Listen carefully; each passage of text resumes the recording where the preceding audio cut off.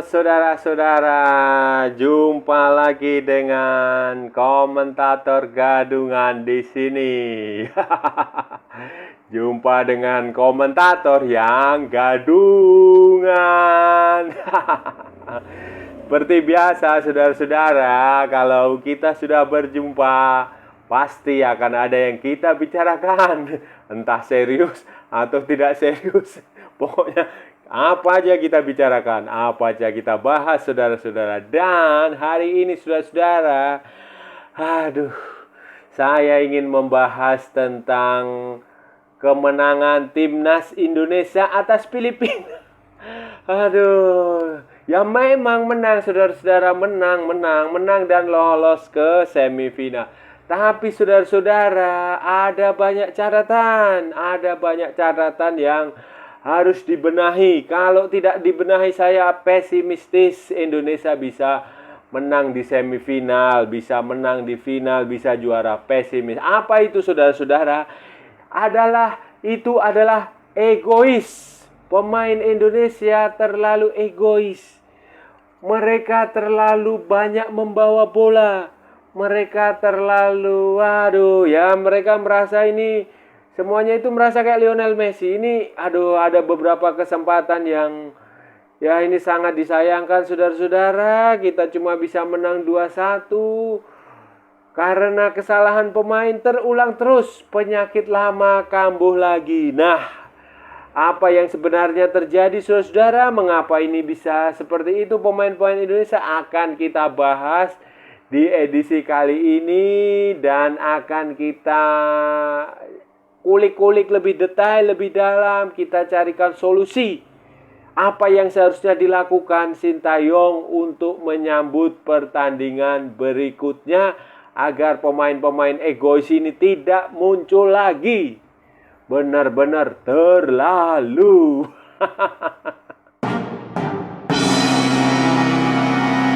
Saudara-saudara, begini saudara, pertandingan Indonesia lawan Filipina itu bagus sebenarnya pada awalnya.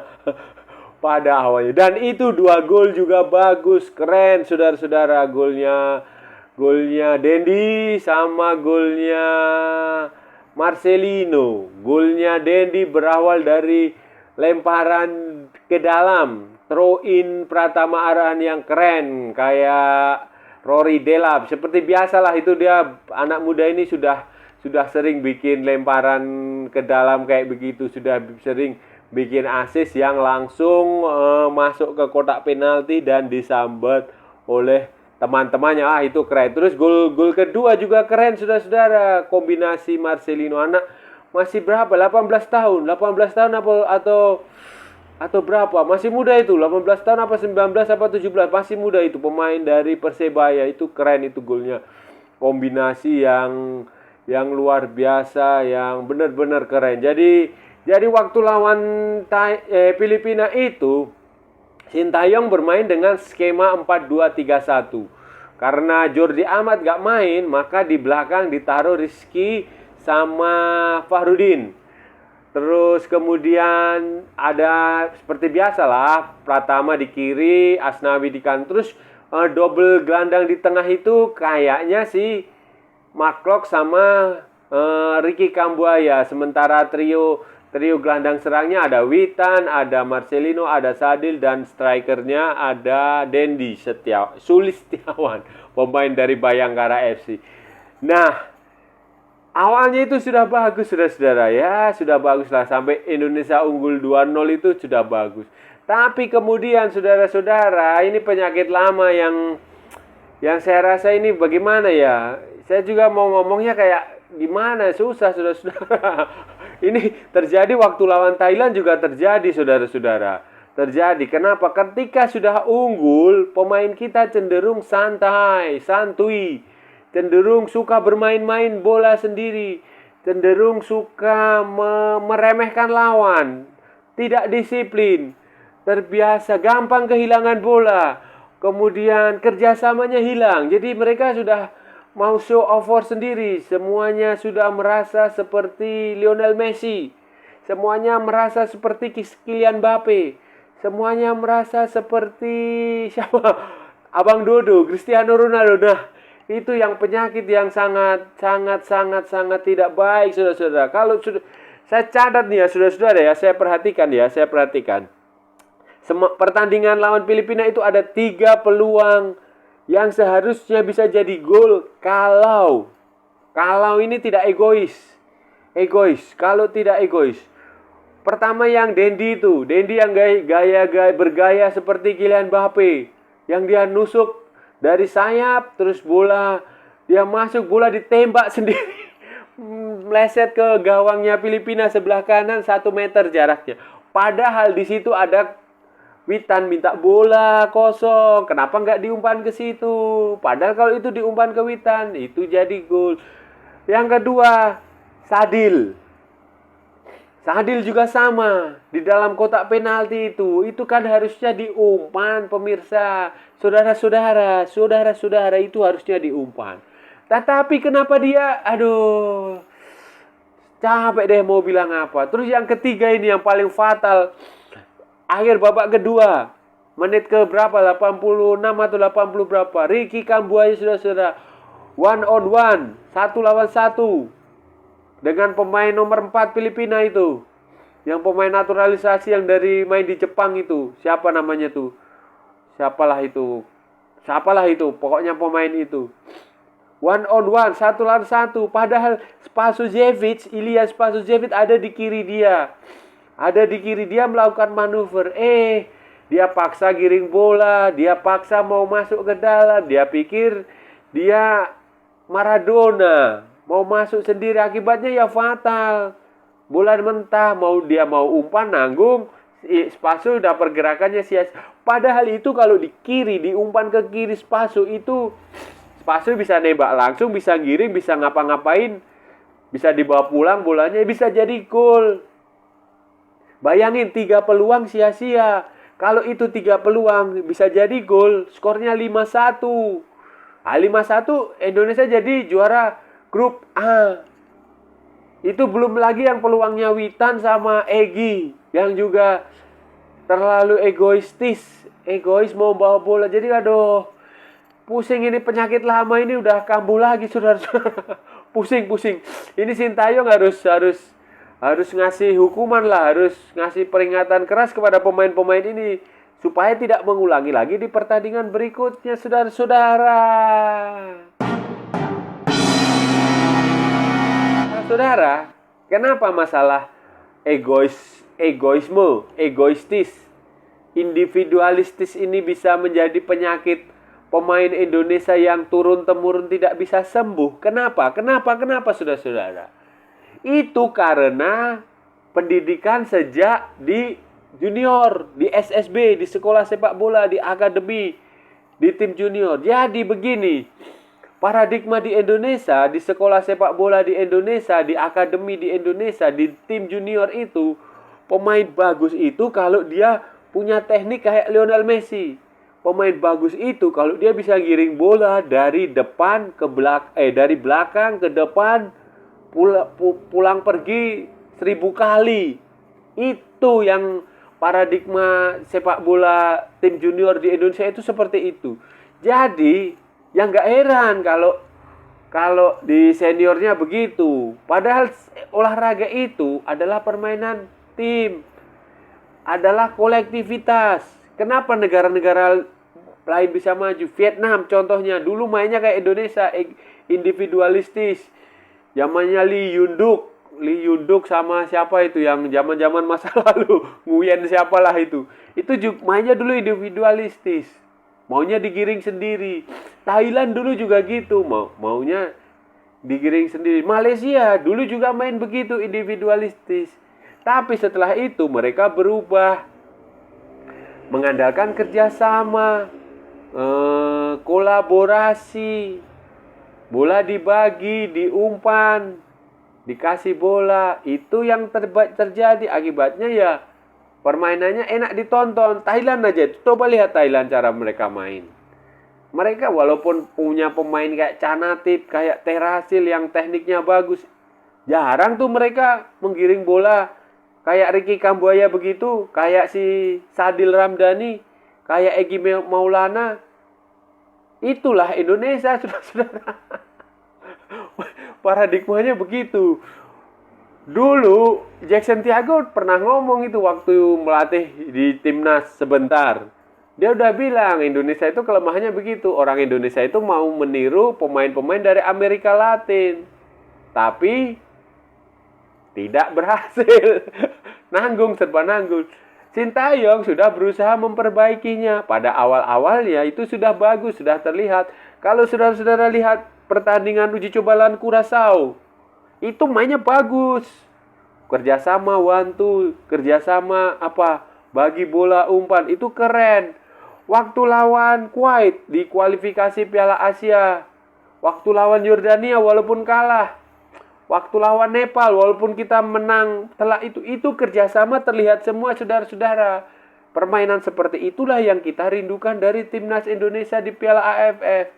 Dan sejauh ini belum tampak, saudara-saudara. Belum tampak, belum kelihatan. Waktu lawan Thailand, Anda lihat, Witan di depan gawang itu nggak gol. Waktu lawan Brunei, Hansamu di depan gawang tinggal nyocorin bola, nggak gol. Waktu lawan apalagi Kamboja, Anda kan bisa lihat bagaimana para pemain terlalu egoistis. Maunya itu mereka yang mencetak gol. Maunya itu, terutama Sadil itu. Sadil, waduh itu parah tuh Sadil tuh. Sadil. Terus, ya aduh gimana ya. Sadil tuh kayak, saya melihat nih ya, Sadil tuh chemistry-nya belum dapat.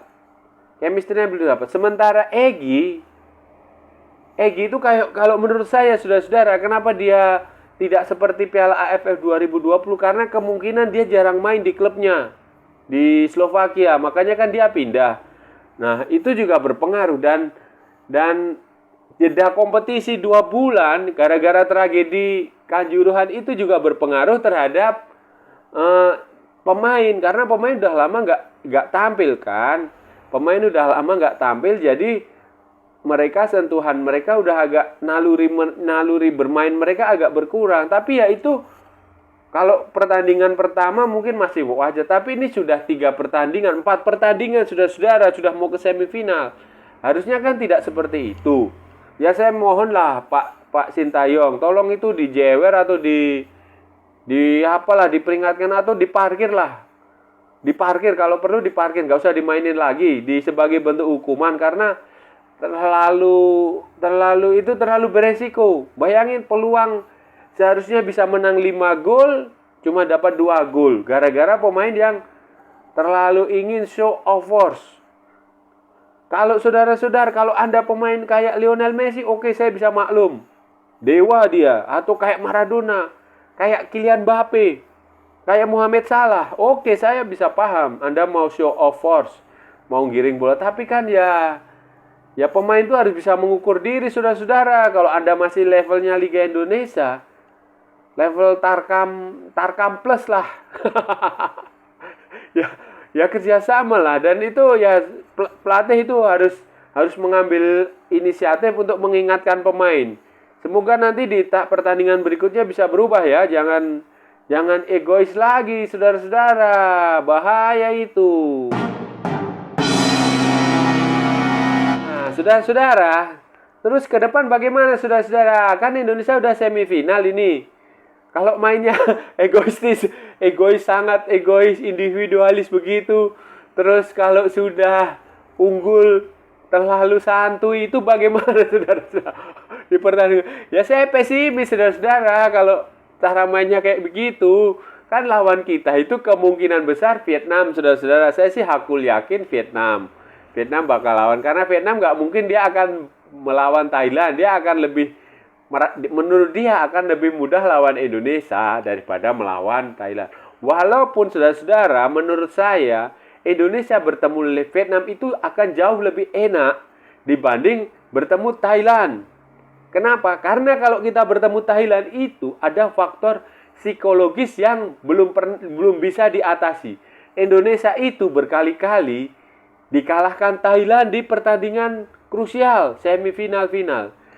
Kalau dengan Malaysia, itu Indonesia hanya kalah sekali di pertandingan final Piala AFF, itu sekali. Tapi kalau di Thailand itu berkali-kali di final Piala AFF, di final, di semifinal itu beberapa kali di pertandingan-pertandingan kayak SEA Games itu juga Indonesia udah sering. Kalau dengan Malaysia itu Piala AFF, seingat saya ya, Piala AFF hanya sekali, SEA Games hanya sekali. Jadi psikologisnya dengan Malaysia itu sebenarnya tidak ada.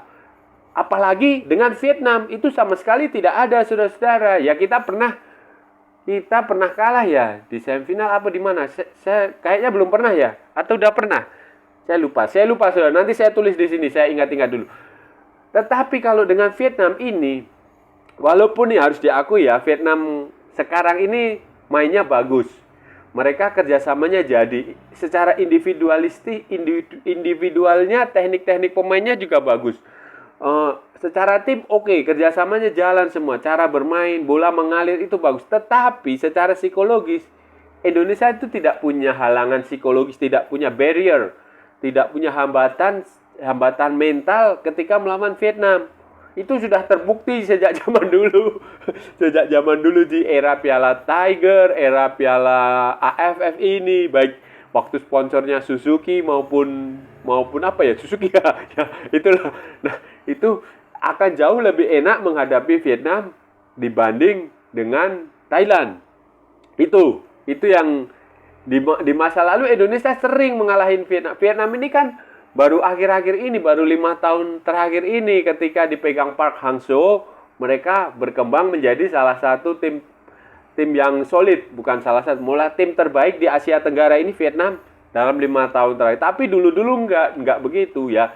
Sejak mereka mempunyai beberapa akademi di Vietnam itu ada beberapa akademi sepak bola yang benar-benar berkiblat ke Eropa, terusnya ke Inggris.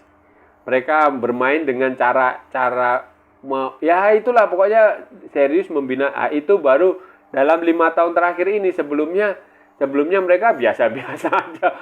Bahkan cenderung mediocre kan. Nah, cenderung mengandalkan permainan individualis. Nah, tapi sekarang mereka udah benar-benar organisasinya berjalan dengan bagus. Dan ya tapi itu akan lebih enak dengan Indonesia, apalagi akan ada 2 pertandingan home and away. Kuncinya adalah pertandingan di Jakarta. Kalau Indonesia bisa menang berapapun skornya, intinya menang berapapun skornya, itu akan pertanding. Kayaknya Indonesia akan main di leg pertama, main di Jakarta dulu deh. Kemungkinan ya. Saya nggak tahu Pak, nanti saya cek lagi jadwalnya, saya tulis ini. Kemungkinan kalau Indonesia main di leg pertama dulu itu lebih enak saudara-saudara. Nanti kalau bisa menang 1-0, 2-0, 2-1 skor tipis, ya pokoknya itu yang menang ya. Baru nanti di pertandingan kedua di Hanoi itu parkir bus. Tidak masalah parkir bus karena memang harus seperti itu kenyataannya. Harus bermain defensif melawan Vietnam. Tapi kalau melawan nanti misalnya ketemunya Malaysia atau Singapura ya beda lagi perlakuannya. Tapi saya rasa akan ketemu Vietnam lah. Vietnam itu pasti Vietnam akan berusaha.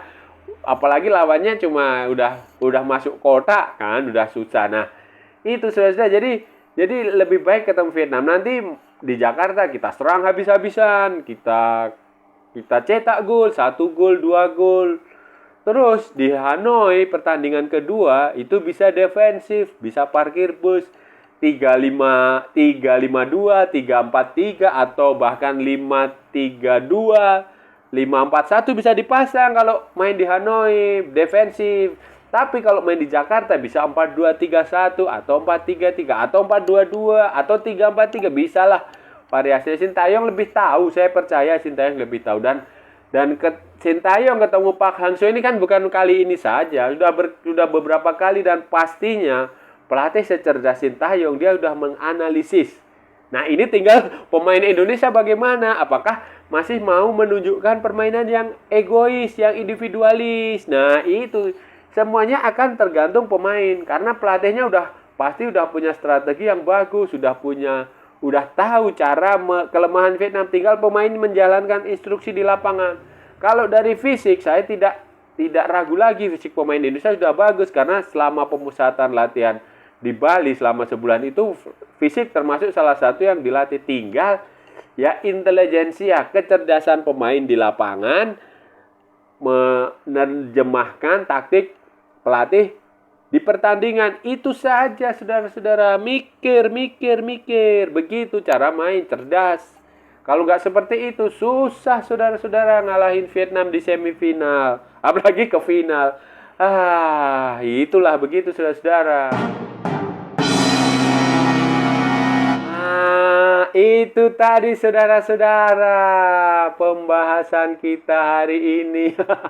Evaluasi komentator gadungan tentang hasil pertandingan Timnas Indonesia melawan Filipina. Kita sudah membahas, ya itulah tadi saudara-saudara, kalau pemain egois itu ya begitu, individualis. Saya harap saudara-saudara kejadian ini tidak terulang lagi.